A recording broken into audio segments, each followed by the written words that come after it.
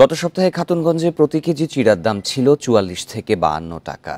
বন্যার কারণে চলতি সপ্তাহে বেড়ে হয়েছে ৮০ থেকে ৮২ টাকা।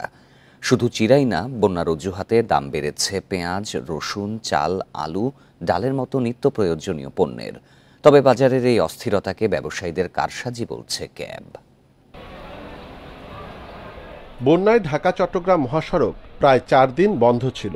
তবে সোমবার থেকে যোগাযোগ ও পণ্য সরবরাহ স্বাভাবিক হতে শুরু করে। এমন অবস্থার মাঝে চট্টগ্রামের খাতুনগঞ্জে হঠাৎ করে বেড়েছে নিত্য প্রয়োজনীয় পণ্যের দাম।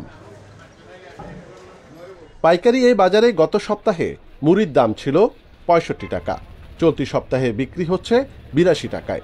পেঁয়াজ ১৭ থেকে ১৮ টাকা বেড়ে বিক্রি হচ্ছে ৯২ থেকে ১১৫ টাকায়। রসুন ১০ টাকা বেড়ে বিক্রি হচ্ছে ১৮৫ টাকায়।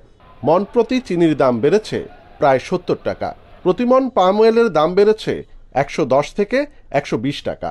৩-৪ দিন বাঁধা, তেলফার বাঁধা থাকে গরমের কারণে আমাদের পেঁয়াজ যে কাঁচামাল যেগুলো আছে ওগুলো নষ্ট হয়ে গেছে। যদি চাহিদা থাকে তখন ৫-১০ টাকা বেড়ে যায়, যখন চাহিদা না থাকে তখন ৫-১০ টাকা কমে যায়, কাঁচামালের নিয়মেই।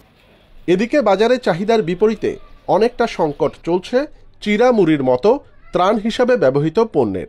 শুকনো খাবার যেটি ত্রাণের জন্য বিতরণ করা হচ্ছে সেটির দাম বেড়ে গেছে। বিশেষ করে মুড়ির দাম, ছিঁড়ার দাম, গুড়ের দাম, এভাবে বেশ কিছু পণ্যের দাম কয়েক গুণ বেড়ে গিয়েছে।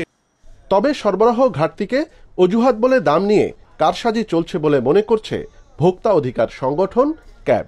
যে কোনো সংকট পেলে সঙ্গে সঙ্গে দাম বাড়ানোর যে সংস্কৃতি, এই সংস্কৃতিটা বন্ধ করার জন্য সরকারের পক্ষ থেকে প্রয়োজনে নতুন করে বিধিমালা তৈরি করা দরকার।